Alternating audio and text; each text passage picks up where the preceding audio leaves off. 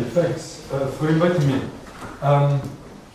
So I'll be talking about joint work with several articles, but the authors are some subsets of Carchedi, Scherotzke, and Talpo. So let me start with the plan of the talk. And so I'll start with basically an introduction, and I will give sort of three motivating examples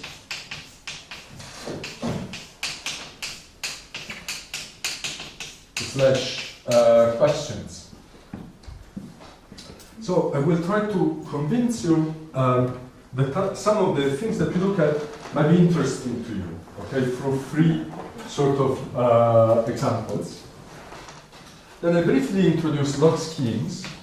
Turns out that log geometry is the key to address these questions. And then finally,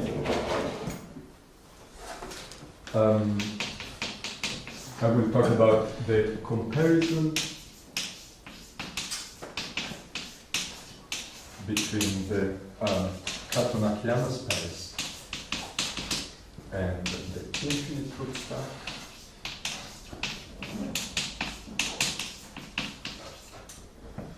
And then finally I'll talk about categorified excision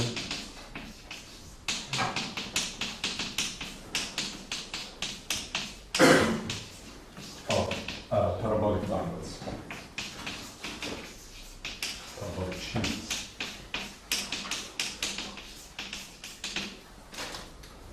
Okay, so I should say that the main themes of this talk are quite different from what we saw so far, but there is an unexpected relationship between infinite root stacks and representation theory in quantum groups. There is a very recent work by Saleh and Schiffman in which they use infinite root stacks to construct quantum groups. So if you're interested in quantum groups, there might be something here that might interest as well. Okay, so let's start with these motivating examples, and I want to start with a very well-known story. So if E is an elliptic curve, then we have a derived equivalence between its bounded derived category and the bounded derived category of the dual elliptic curve, which is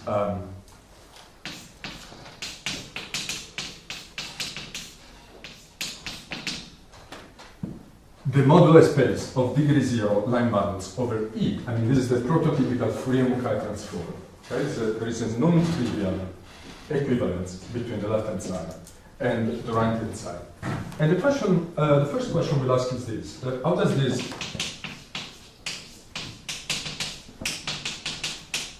interact with isogenies? And here is what I have in mind. So suppose I have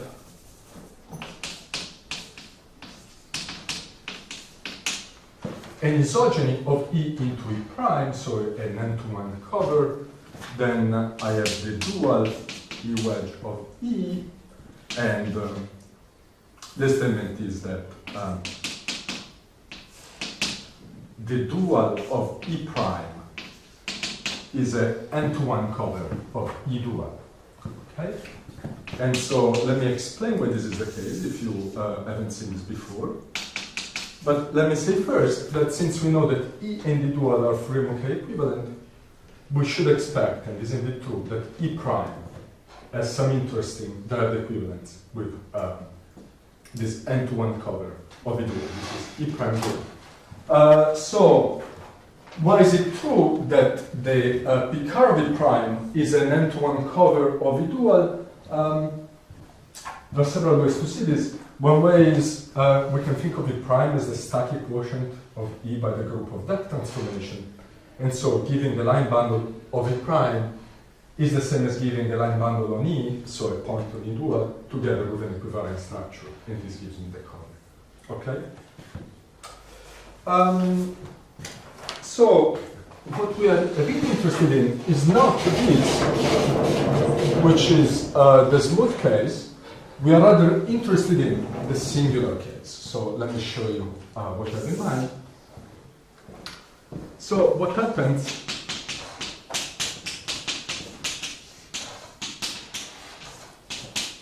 if we look at X, which is a nodal elliptic curve, okay? This is a rational curve with nodal singularity, the degeneration of an elliptic curve.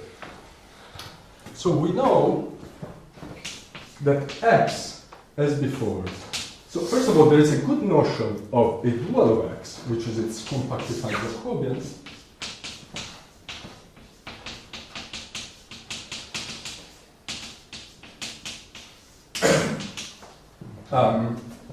It's an important sort of feature of the singular case that if you look just at the moduli space of line bundles, we get something non-compact, so we need to compactify. When we do so, we obtain something called the compactified Jacobian, and the compactified Jacobian is equivalent to X, just as in the smooth case. So we should expect, just in analogy as before, an interesting, non-trivial equivalence between X and X hat. And indeed, this is a very well studied subject. This work of Burban, Hausdorff, Burban is in the audience, Arinkin, several other people. Okay, so now we want to understand how do isogenies enter this singular picture. And so what happens if we consider isogenies?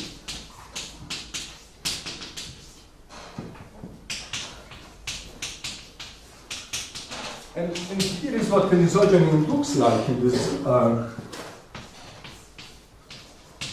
singular sort of regime. So we can map X. We have an n-to-1 étal map from X to X modulo mu n. Now, mu n is the group of n roots of unity that acts on X just by rotation. Okay? We take this static quotient, and this map is n-to-1. We want to look at this as an isogeny. So I'm going to sort of reproduce the diagram in the singular case, in the singular setting. So we have X set, and so we expect that the dual of X mod mu n will be, for this X set n, will be an n-to-1 cover of X set, exactly as before. So once again, we have X as an n-to-1 cover to this static elliptic curve, which is just the quotient of X by rotation, this mu n action, and the dual of this guy, as suggested by the board above, will be the n-to-1 cover of X wedge, which is the same as X. So we are actually talking about a very concrete object, so let me just draw them for you.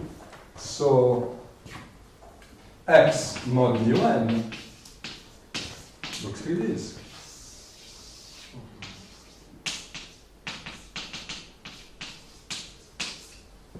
And X at n is just an n-to-1 cover of X, so is a chain of n rational curve and connected components. Chain or cycle? A cycle, yeah, is a cycle of n connected component of n rational curve. So what we should expect?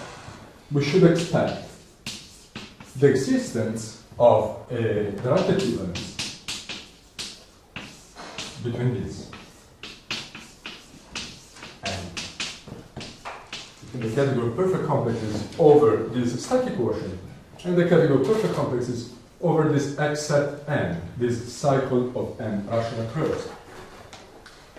And indeed, this works. Indeed, there is such a direct equivalence. Let me write this question here so that I avoid. Is there some? Yeah.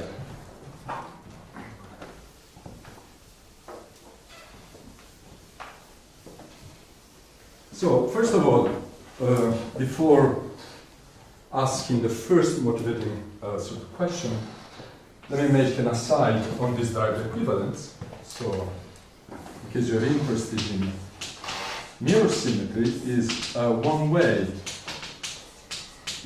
to see this equivalence.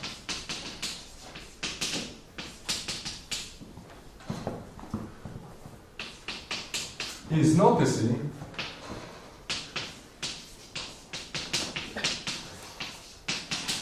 that this static curve and x set n have the same mirror.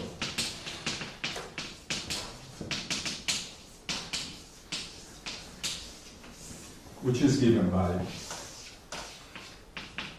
a symplectic torus with n punctures.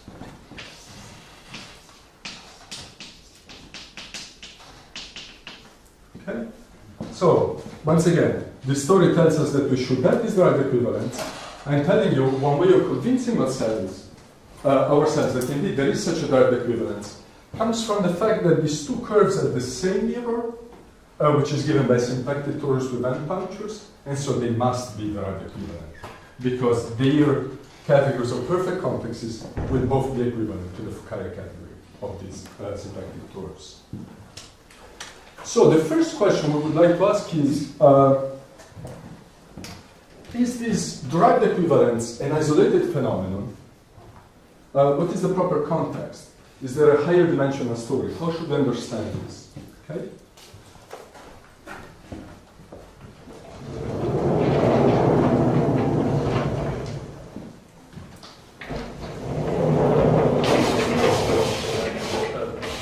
That's a really technical question. Of course. So you said that you defined this dual of the stack to be basically line bundles on X with a descent datum. Yes. So, but this backspin Jacobian has a point that's not actually a line bundle.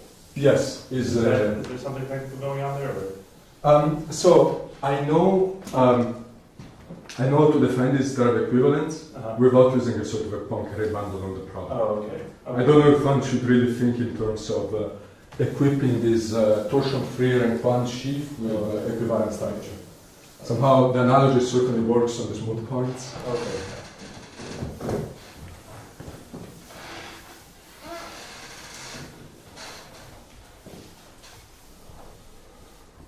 Okay.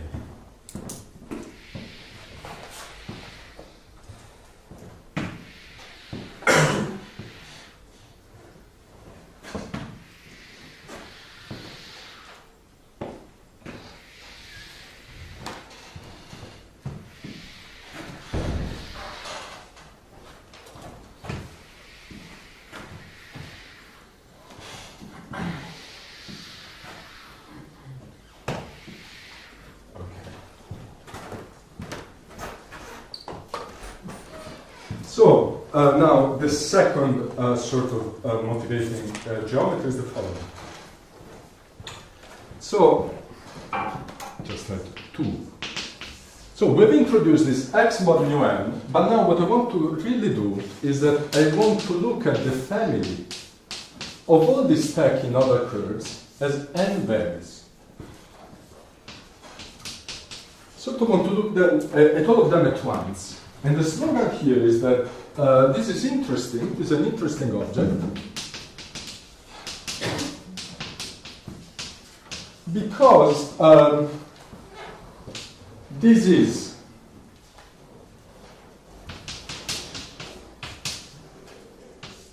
in some precise sense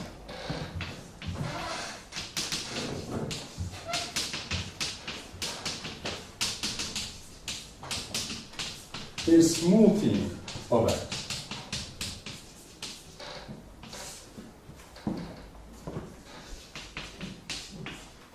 Okay, so this is the slogan. So X itself, of course, is singular. It has a nodal singularity.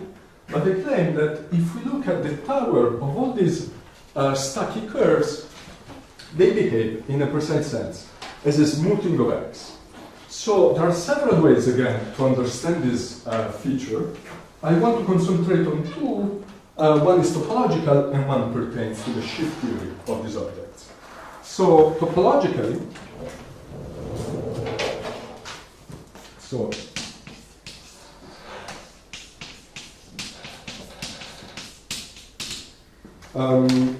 so let me just basically focus on what happens around that node, okay?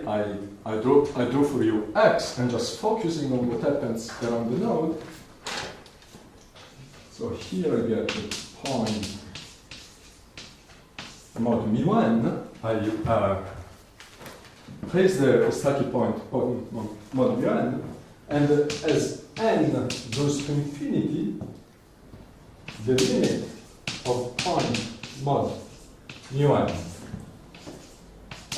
will be point mod mu hat. So now I want you to think about point mod mu hat as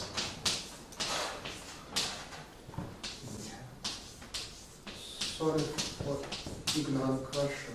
What is mu hat? mu hat is just the limit of all the mu hats. Oh. Okay? So Okay. no meaning. So no meaning so far. A lot of meaning.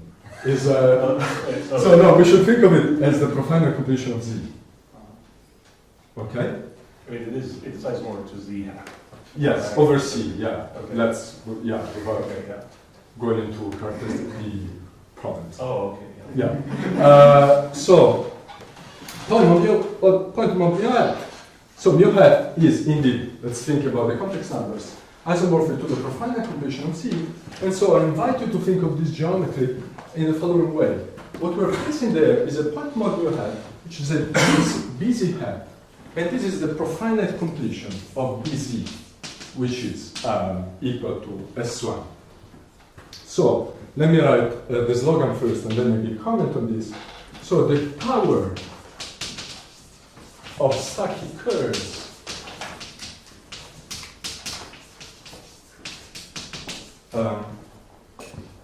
X frac remembers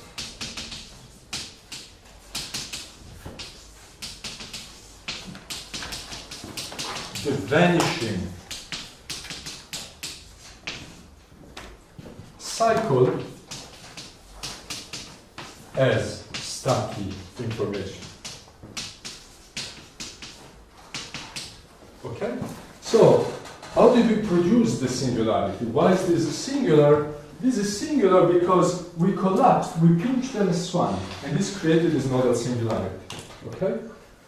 So there is a vanishing S1, a vanishing cycle.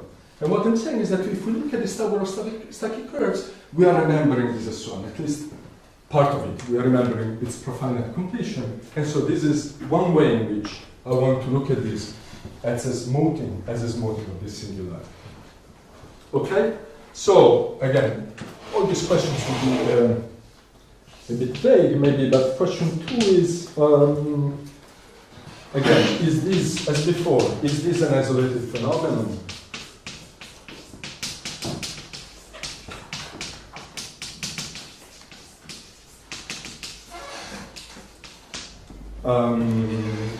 What is the proper context?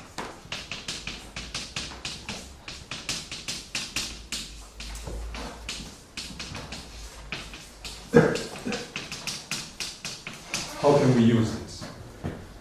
Before moving to the third geometry, I want to make another aside on this story to explain a a different way in which we can look at the tower of these stacky curves as a smoothing of X. Is there also some X hat in this setting, which looks like an infinite chain of these? Yes, indeed. It will be the limit. We'll talk about it in just a second, more or less.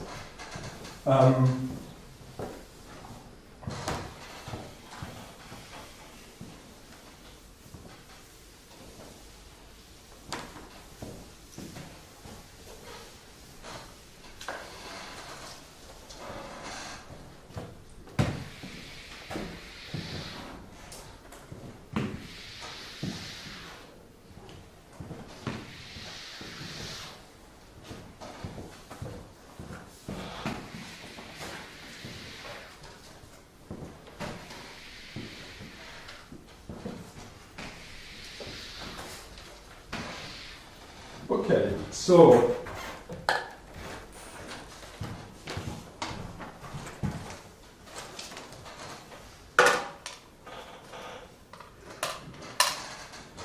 another way, so again, this is an aside, another way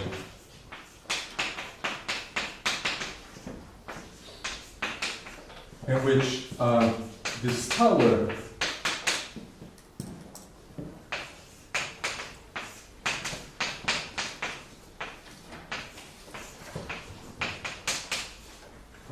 behaves like is a smoothing of X.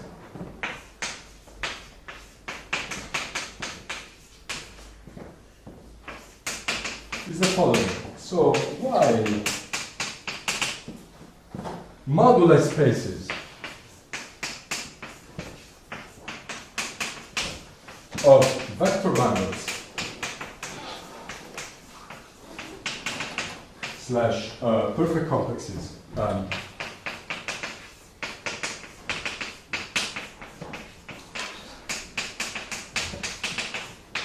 on X are non-compact,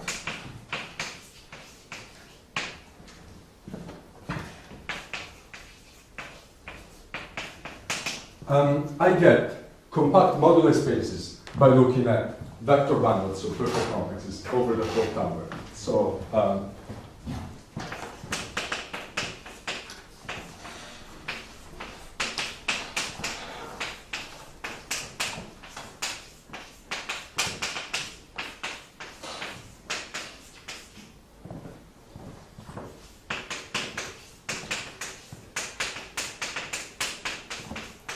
let me just say informally looking at perfect complexes over this X stack. So what does this mean? So why is this the case? So this is related to a very beautiful story. So for every n, as we said, we have a derived equivalence with between this static quotient and x at n, which is this cycle of n rational curves over f(x). That's right.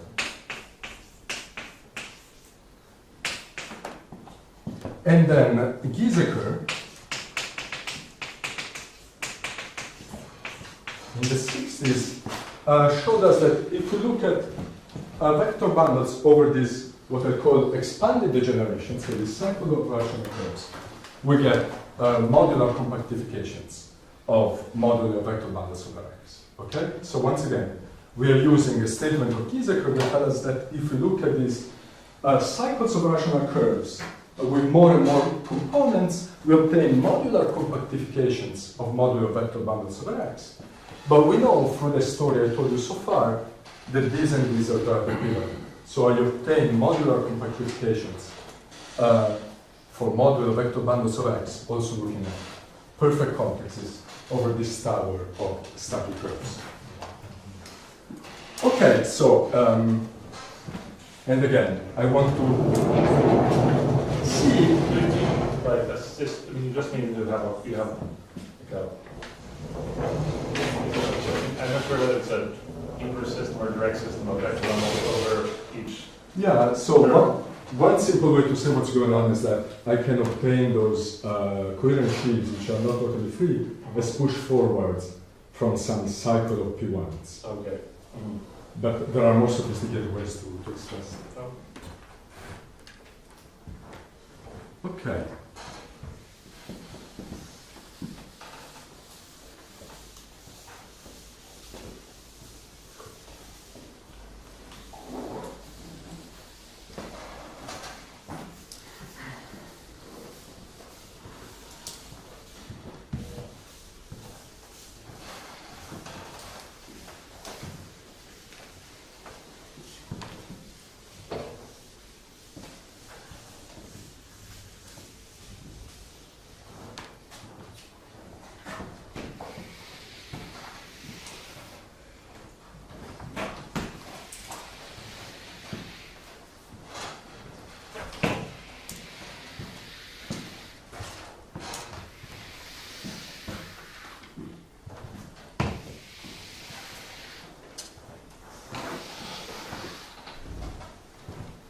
Okay, now we come to the third motivation, the third geometric situation we want to understand now, which comes from the theory of parabolic sheaves.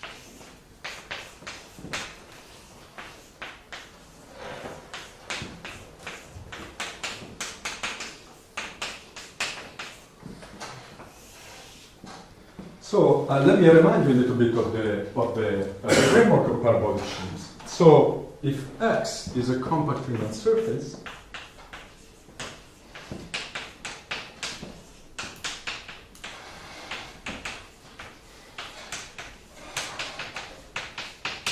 we have a beautiful correspondence called the Narasimhan-Seychaga correspondence between unitary representations of the fundamental groups,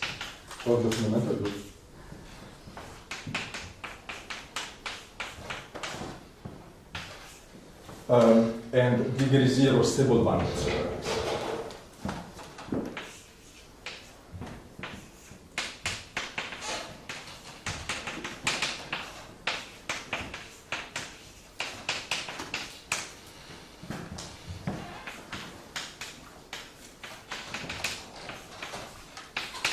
Very classical story, goes back to the 60s, I think.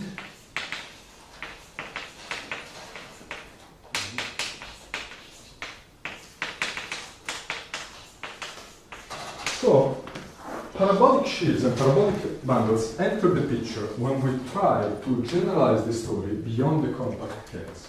So, instead of at a compact Riemann surface, we look at a Riemann surface with marked points or with punctures. So,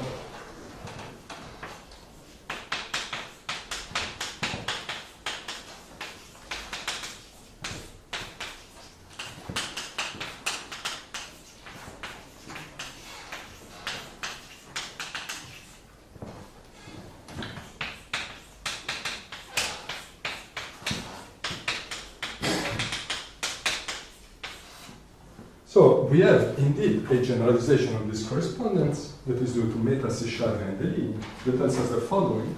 So now we have unitary representations of pi 1 of this open Riemann surface, x minus x1, xn, and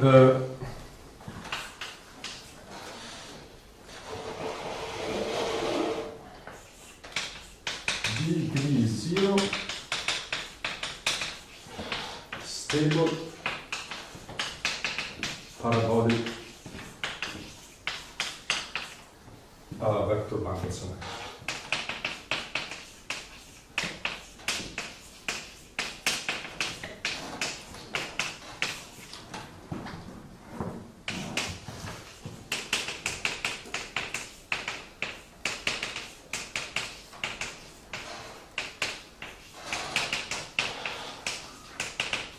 So, what is a parabolic vector bundle?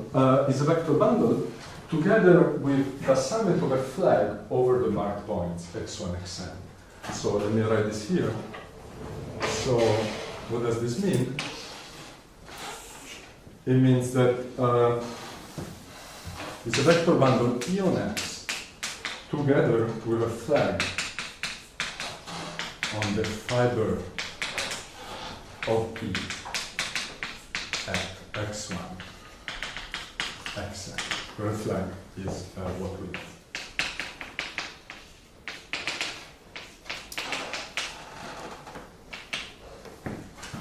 Okay, so now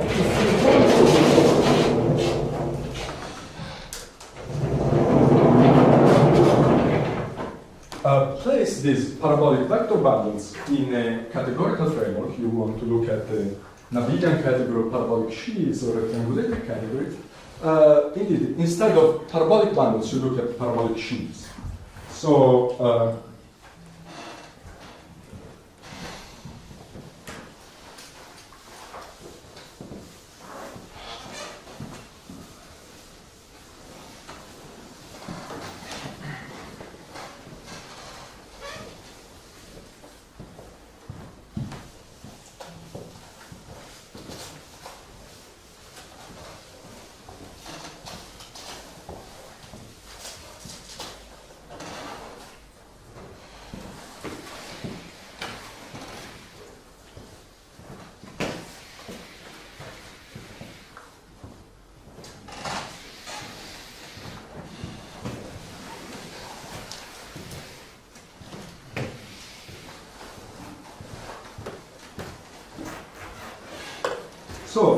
what is a parabolic sheaf?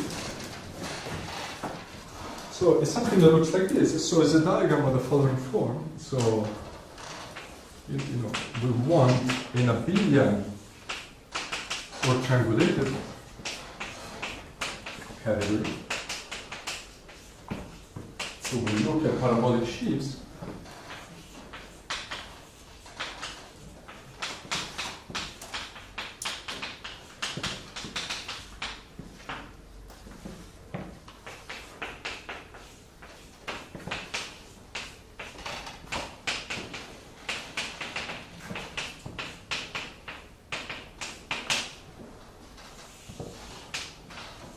These are diagram of coherent sheaves on X of the following form.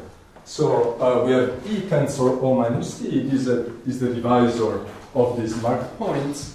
We have a chain of maps of coherent sheaves all the way up to E, and we ask that the composition is multiplication by S, where S is the section defining those points, X1, Xn. So this story, again, very classical, is actually related to the geometry we saw previously, because thanks to work of Biswas in the 80s and then Born-Vistoli, we have a very beautiful way to interpret what is going on. You see, parabolic sheaves and parabolic bundles are really bundles on the complement together with asymptotic conditions. And the work of these people tell us that this assignment is the same as looking at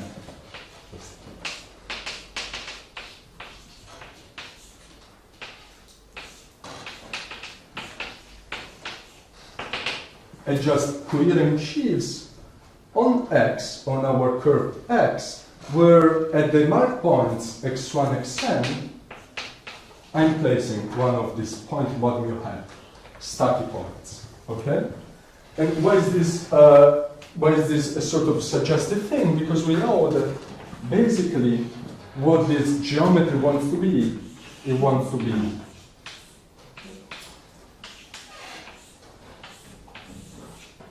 the complement of these points. So once again, there is work of starting with Davis of Biswas, more recently Born-Vistoli, tells me that this assignment, parabolic sheaves, are the same as ordinary sheaves, but on a modified curve. This modified curve will have stackiness concentrated at the marked points. This stackiness will be of the form of point mod mu hat. And now we know, yeah. Do you impose any condition on the length of your plane? Yeah, so if I look at point mod mu hat, no. Any length is allowed. if I want length k, I will have just point modulo k. This is the limit of all the categories. Okay? So indeed, this is trying to mimic. It wants to be the complement, but it will model the complement by this, instead of having an S1, by having a busy head. Okay, so there is a higher dimensional, and we are getting closer to the story or the third question we want to ask. We have a higher dimensional generalization.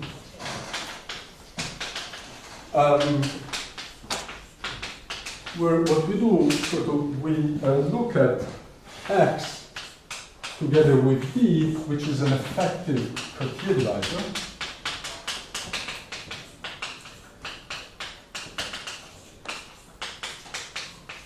So in the previous case, X was our curve, and D was just this collection, finite collection of points. And then again, let me mention some pointers through the literature. So Maruyama, Yokogawa,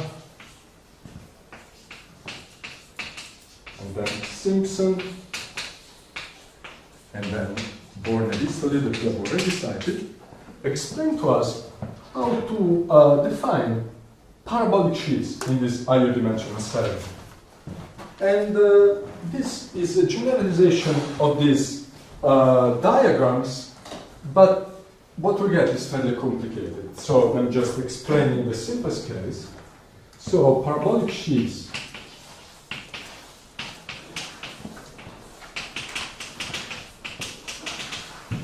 on X, D, where D is a normal crossing divisors that decomposes as D1, D2, so it's something that we all know, like the coordinate axis in A.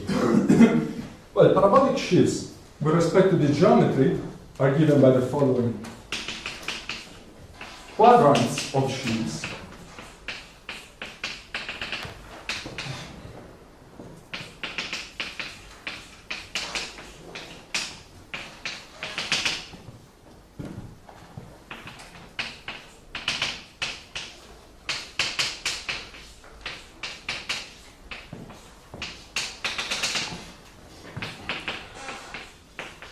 Okay, I'm not sure this is very readable. Just think of a quadrant that generalizes this, okay?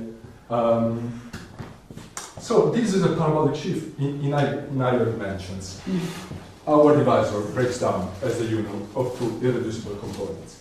So here is the question we want to ask. And again, instead of maybe washing the board, let me just remove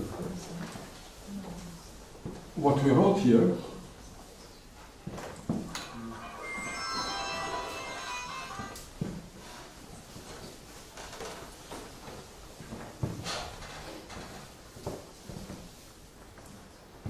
So the question is the following. Parabolic sheaves should really capture the complement of the complement x minus d. So parabolic sheaves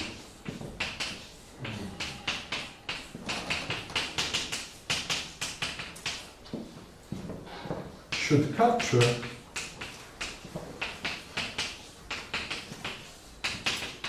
sheaves on x minus d plus asymptotic conditions.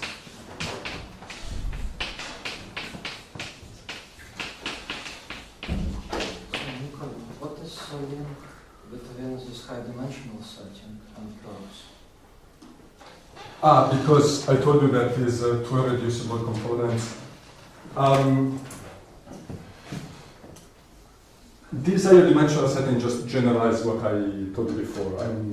I see that before we had more than 1 point, so we should have had a higher dimensional sort of diagram of coherent sheaves.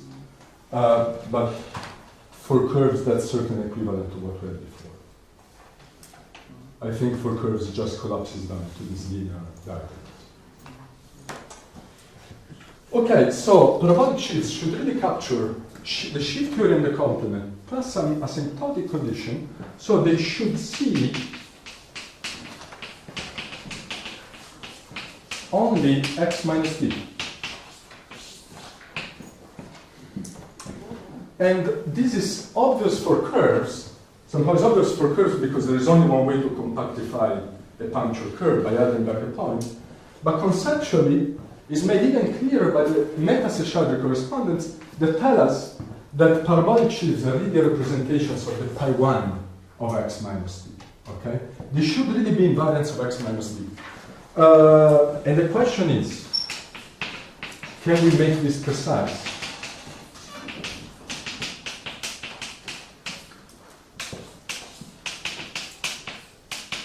And the answer is, of course, yes. And this is what they call the categorified excision for parabolic sheaves. Indeed, there will be an independence on the divisor d. We'll see in a few minutes. Okay, so these are basically the three motivating questions. They are all rather different. What I will explain next, I will explain some of our results that address these three questions. It won't be always clear that our results indeed answer these problems that I raised. You will have to trust me, okay? I won't have the time to really explain all the precise connections. So what I'm going to do next, I'm going to introduce log schemes very briefly.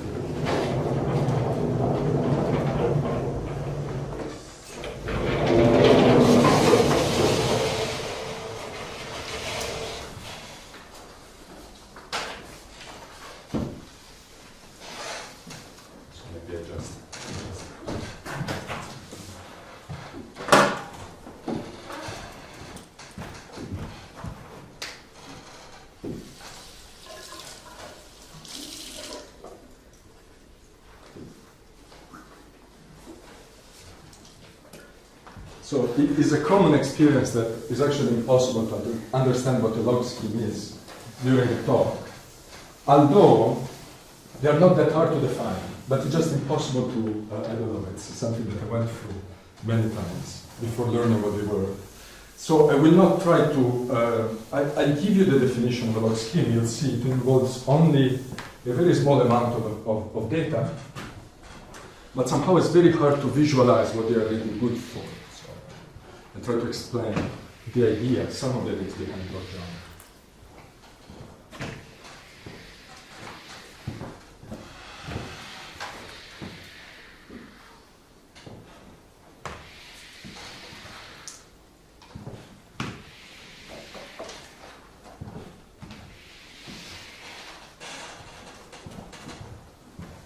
Okay. Okay.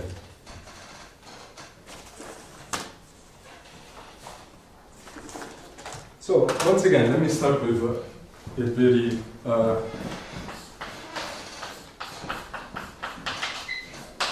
tiny amount of references to the literature, to the history of the subject. Log geometry was born in the 80s in work of Fontaine, Illlusie, Deligne, Faltings, Kato, and several others. So log schemes are an enlargement of the category of schemes that are really useful when we are dealing with questions of degenerations and compactifications. So log schemes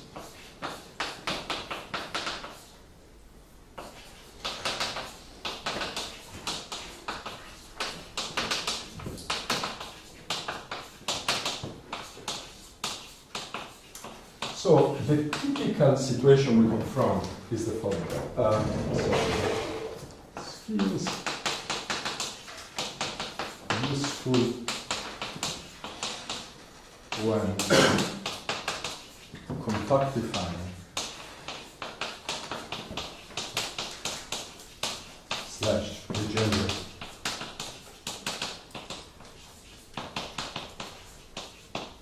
So typically what happens, or a typical situation is the following. So we have a scheme, smooth U, that we might care about, we might be interested in, and we compactify it. And the compactification we look at might not be smooth in the classical sense, even if U is smooth. Or should be non-smooth?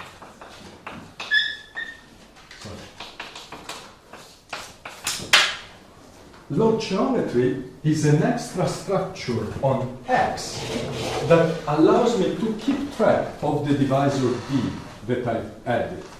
And typically, although X is non-smooth in the classical sense, it will be smooth as a log scheme.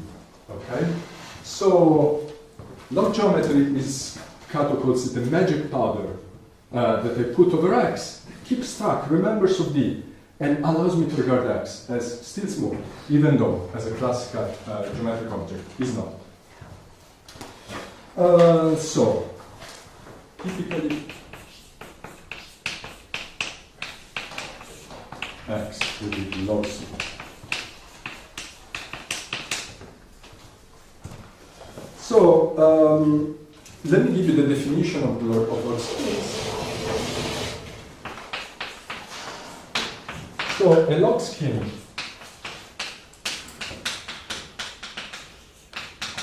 is a triple X curly M alpha, where X is an ordinary scheme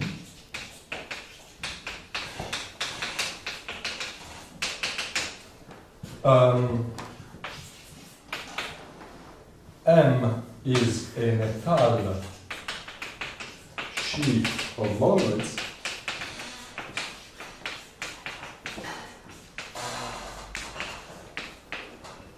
and alpha is a map of multiplicative monoids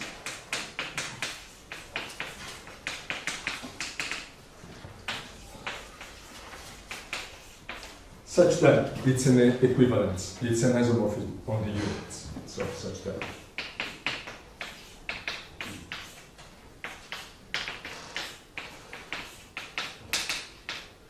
So, as you see, we are decorating a scheme with some extra structure. The extra data is rather contained with this sheaf of multiplicative monoids, and then alpha is a multiplicative map between X and M with this extra property, but including this extra data as surprisingly rich. So, let me give you some examples of what our schemes are. So you have.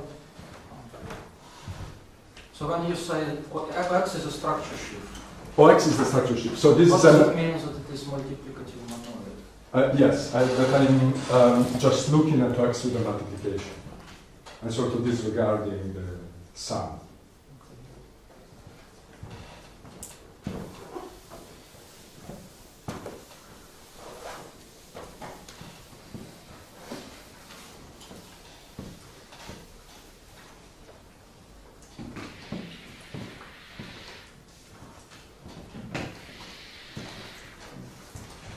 Sorry, I cannot read the last statement. Alpha minus 1 of what is what? Is not so important actually in the grand scheme of things, right? But is the units. One of them should be M, right? Yes, so alpha minus 1 of the units is some submonoid of n. And we're asking that that submonoid is sent isomorphically into the units. Basically, M is something like the units in OX plus some other stuff. And this other stuff is the mean.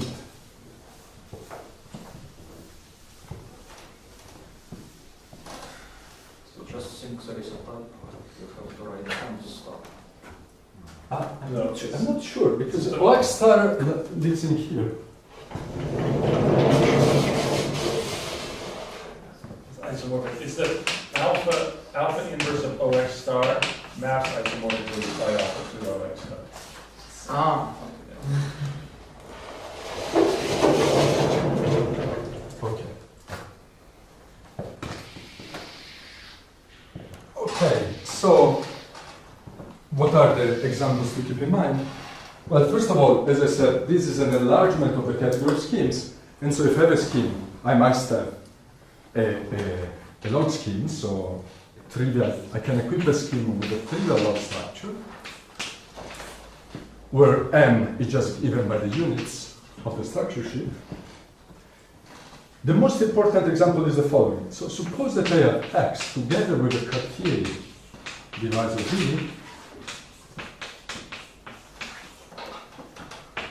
Then M, just say M keeps track of the local equation V.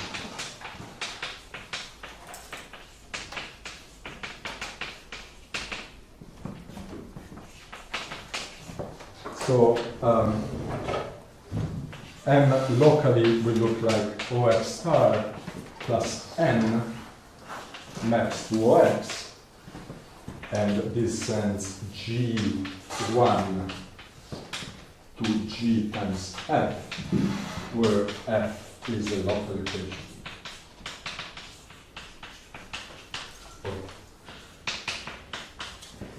I'm being deliberately a bit imprecise, of course. The third example is a toric variety together with its sort of toric divisor at infinity. Okay? So third example is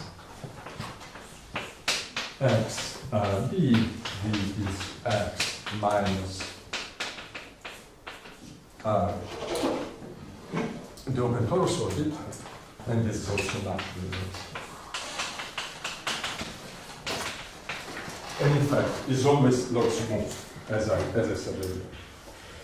Okay, so this is very short introduction to log schemes and to some of the most important examples. Now we want to study the geometry of log schemes. And the problem comes from the fact that log schemes are hybrid objects. They combine some geometric information and some combinatorial information, which is contained in this curly N. Okay? So if we try to study their geometry, it's very subtle, it's very complicated. And so what mathematicians usually do in this sort of cases, we can associate to a log scheme a traditional geometric object, like a stack or a space, and we can study instead the geometry of this replacement. Okay? We associate to log schemes geometric replacements that encode the log structure, and we will study those replacements. So, to study the geometry of log schemes,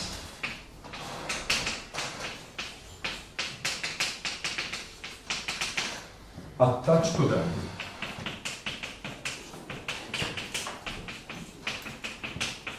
geometric replacements. Okay, and I want to mention there are many ways, of course. Let's imagine, depending on what we're interested in, we will have different ways to associate a log scheme, a more traditional sort of geometric object. I mentioned 3 of them, 2 of which are really at the heart of our results. So,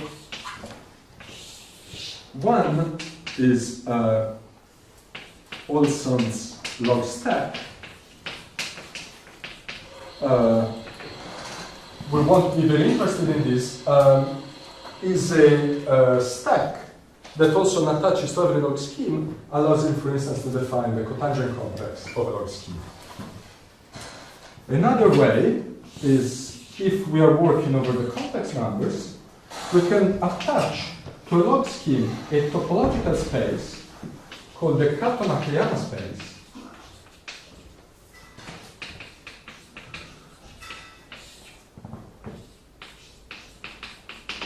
which is really should be regarded as the underlying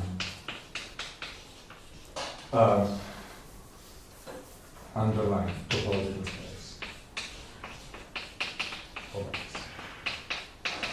So what's happening here? So if I have a log scheme over the complex numbers, if I have an ordinary scheme, finite up over the complex numbers, I can look at the identification. I have a notion of the underlying topological space. We have also a notion of underlying topological space of the log scheme. This is called the Kato-Nakayama space. Okay, this will be a topological space that knows about the underlying topology of the log scheme.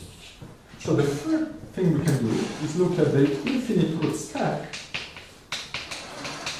that was introduced by Talpo in history, which is a pro-Deligne stack that encodes log geometry again in terms of stacky data. It's very different from also log stack, but the philosophy is maybe similar.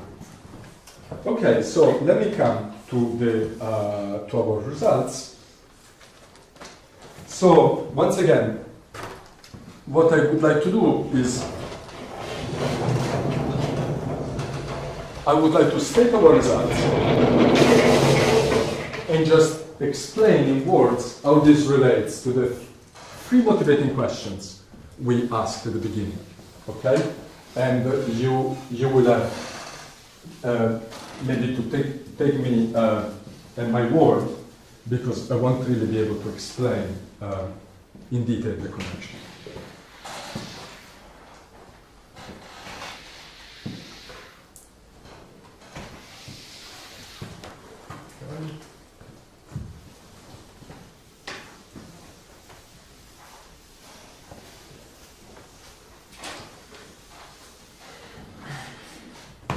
Okay.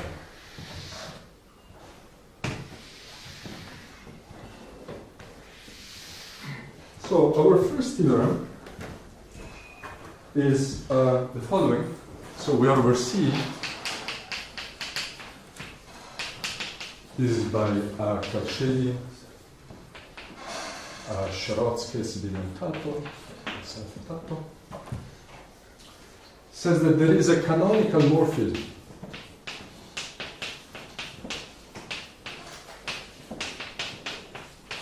of topological stacks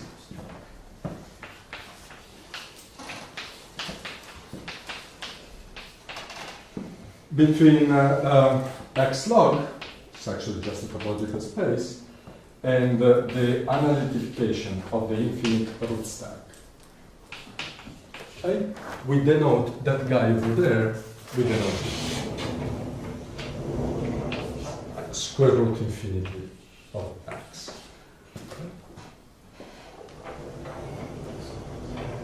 So the statement is that there is such a canonical map which defines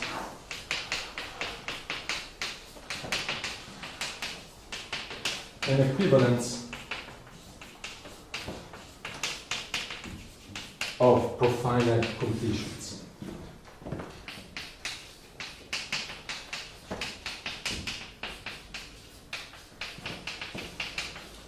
So we don't really need to worry too much about what is a profinite completion. What it means is that we take a space and we only retain its finitely information.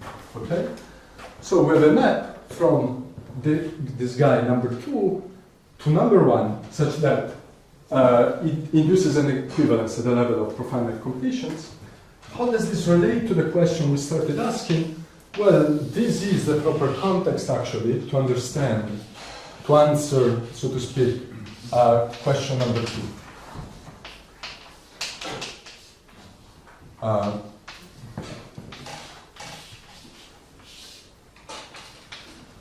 So we already observed that we had a equivalence of profinite information between the smooth curve and another curve with this stacky node, and this is really, we can view this as the Kato-Nakayama space, and this is an infinite root stack, or in the statement, the analytification of the infinite root stack. Okay, and so this equivalence of profinite completions is a special case of this guy. There are many interesting consequences of this that we are exploring. We can define the Talpo type of log schemes, and there are applications to the Talpo theory of log schemes, things that people have looked at that become much clearer once looked at through the lenses of the infinite root stack. I'll take one more minute to state the categorified excision result, which answer question 3, and I just tell you how question 1 basically answers the picture. So theorem, this is by Scherotzke, myself, and Talpo. So let's consider basically the prototypical, well, example of a log scheme, which is X smooth together with a normal crossing divisor. And then let's consider a log blow up of XD. What this means is the following. We have X with a normal crossing divisor. The normal crossing divisor gives me a stratification, okay, where the strata are the the intersection of the irreducible components. And here I'm just blowing up such a strata. So to make you understand, we're passing from this to this. We can say, in this case, blow up the origin. And the statement is that the category of parabolic sheaves, this complicated thing I introduced before, with respect to this pair, x prime d prime, is Morita equivalent. To the category of parabolic sheaves with respect to xd. Of course, the complement of d prime and of d is the same, so this is really an excision result. The category of parabolic sheaves up to Morita equivalence doesn't see the divisor at infinity. I don't really have the time to state the result, but this is a consequence of a much more general theorem that involves a fourth thing you can do to log schemes called the value activization, which also sort of implies the direct equivalences we saw in the first question, which were about starting level curves and chains of P1s. Thank you.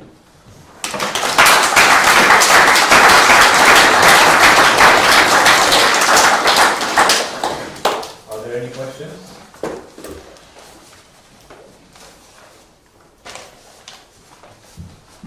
No questions? Then let's thank the speaker again.